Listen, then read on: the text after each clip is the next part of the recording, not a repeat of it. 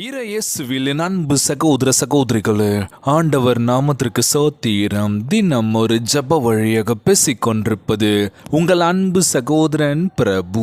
எப்படிங்க இருக்கீங்க? இன்றைய நாள் எப்படிங்க போச்சு? உங்களுக்கு மகிழ்ச்சியா இருந்தீங்களா? எப்பவுமே சந்தோஷமா இருங்க. நம் ஆண்டவர் ஆகிய இயேசு கிறிஸ்து நம் ஜபங்களை எல்லாம் கேட்டு நம் அனைவரையும் ஆசீர்வதிக்க போறாரு. நம் இல்லங்களுக்கு வரப்போறாரு. மகளே மகனே கலங்காத, மனமுடைஞ்சி போகாத, நான் இருக்கேன், உன் கூட தான் இருக்கேன், தைரியமா இருன்னு சொல்றது யாருங்க? நம்ம ஏசப்பா. ஆமீன். அன்பு சகோதர சகோதரிகளே, இன்றைய நாளில் நம் ஆண்டவராகிய இயேசு கிறிஸ்து நம் அனைவரையும் ஆசீர்வதிக்க தயாராக இருக்கின்றார். மகளே மகனே கலங்காத. இன்றைய காலகட்டத்தில் உண்மையாக நம்மளை நேசிக்க யார் இருக்கா? யோசிச்சு பாருங்க. நமக்காக எல்லா விஷயத்தையும் பண்ணுவாங்க, ஆல் டைம் நம்மளை கூப்பிட்டா வந்து நிற்பாங்க அப்படின்னு சொல்ல முடியுமா? இல்லை, அவங்கவுங்களுக்கு ஒரு வேலை இருக்குல்ல, அவங்களும் நம்ம தொந்தரவு பண்ணக்கூடாதுன்னு நம்ம நினைப்போம். ஆமாவா இல்லையா? பண்ணுவாங்க பிரதர், எதுக்கு நாங்கள் டிஸ்டர்ப் பண்ணிக்கிட்டு சொல்லி நாங்கள் என்ன பண்ணுறோம்? கேட்க மாட்டோம். ஆனால் இன்றைய நாள் நம்ம ஆண்டவராகிய இயேசு கிறிஸ்து நம்ம மேலே அன்பாக இருக்கின்றார். என்கிட்ட எதுவுமே கேட்க மாட்டீங்களே, என்கிட்ட வர மாட்டீங்களே, ஜெபிக்க மாட்டீங்களேன்னு சொல்லி என்ன பண்ணிகிட்ருக்காரு? ஒரு ஏக்கமாகவே இருக்கார். ஆனால் இன்றைய நாள் நம்ம ஆண்டவராகிய இயேசு கிறிஸ்து அவர்கிட்ட நம்ம உண்மையான அன்பை தேட போகிறோம். ஆண்டவரே, நான் கண்மூடிதனமாக ஒருத்தவங்க நம்பினே ஏமாந்துட்டேன், ஆனால் இன்றைய நாள் நான் உங்களை நம்பலை. ஆனால் இப்போ தான் அந்த வலி தெரியுது எனக்கு. பட்டு திருந்துவாங்கன்னு சொல்லியிருக்கேன் பார்த்தீங்களா? அந்த வலி எனக்கு இப்போ தான் புரியுது ஆண்டவரேன்னு சொல்லி இன்றைக்கி எத்தனை பேர் மனம் திருந்தி ஆண்டவர் முன்னாடி நம்ம ஜெபிக்க வந்திருக்கோம்ல. அவர் நிச்சயமே நம்ம மேலே உண்மையான அன்பு வச்சுருக்காருங்க. இன்றைய நாளில் கொடுக்கின்ற வேத வார்த்தை என்ன அப்படின்னா, 1 யோவான் 4ஆம் அதிகாரம் இறைத்திருவசனம் 16. ஆண்டவர் அன்பாக இருக்கின்றார், அன்பில் நிலைத்திருக்கின்ற தேவனில் நிலைத்திருங்கள் அப்படின்னு சொல்லுவாங்களாம். அவருடைய அன்பு உண்மையாக இருக்குது. நம்ம உண்மையாக கொடுக்குறோமா? அவருடைய அன்பு நிலைத்திருக்கணும் அப்படின்னும் போது நம்மளுடைய அன்பு இருக்கணும்ல. அந்த இடத்துல நம்ம அன்பு இருக்கா இல்லையா, உண்மையாக இருக்கா இல்லையா நினச்சி பாருங்கள். இன்றைக்கி ஒருத்தவங்கிட்ட பேசுகிறோம், நம்ம மனசார பேசுகிறோமா, இல்லை வாய் வார்த்தை பேசிட்டு அப்படியே காற்றுல பறக்க விட்டுடுறோமா?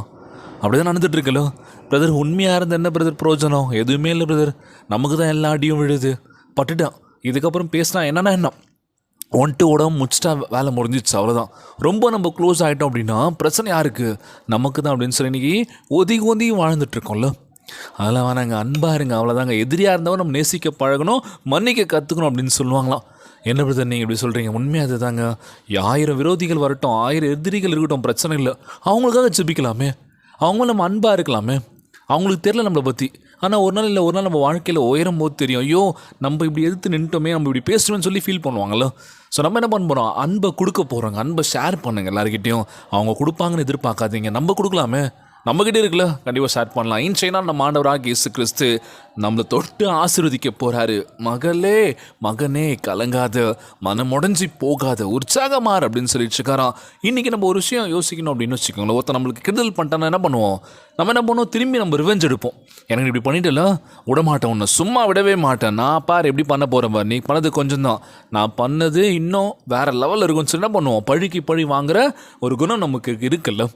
இன்றைக்கி எத்தனையோ விஷயங்கள் படிக்கிறோம்ல, முன் விரோதம் காரணமாக சாகடிச்சிட்டோம்னு சொல்லி பார்ப்போம். இது உண்மைதாங்க, அங்கங்கே நடந்துகிட்ருக்கு. எப்பயும் அந்த விஷயத்தை வச்சுக்கிட்டு இன்றைக்கி நம்ம என்ன பண்ணுறாங்க?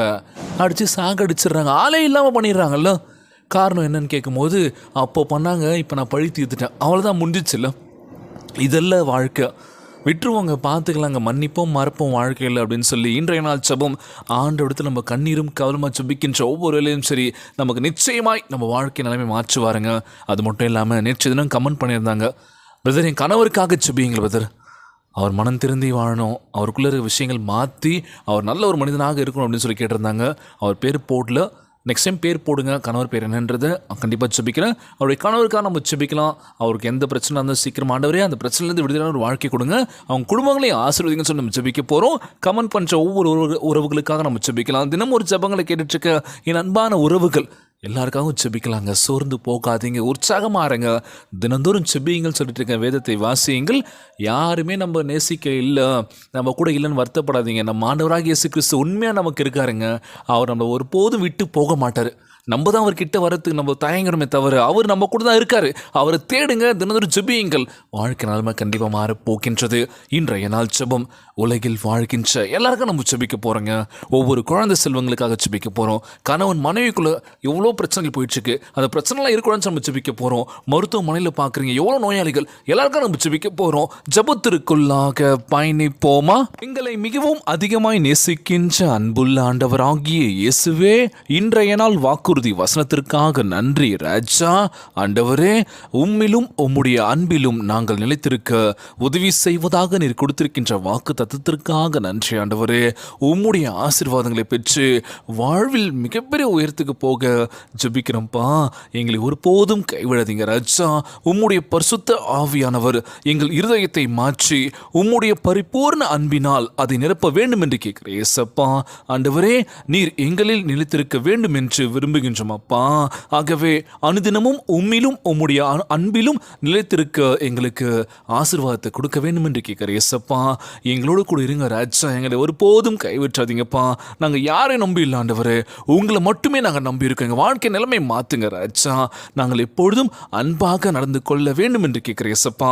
மற்றவர்கள் எதை செய்தாலும் சரி, நாங்கள் அதற்கு பொறுமையாக இருந்து பொறுமை காத்து கொள்ள வேண்டும் என்று கேட்கிறேன் ஏசப்பா. கோபம் வந்தாலும் சரி, அந்த கோபத்தை கட்டுப்படுத்தக்கூடிய ஒரு சக்தியை கொடுங்க ஏசப்பா. அந்த தன்மையை கொடுங்க ஆண்டவரே. எங்களை கட்டுப்படுத்த வேண்டும் என்று கேட்கிறேன் ஏசப்பா. மனதில் தைரியத்தை கொடுங்க ஆண்டவரே.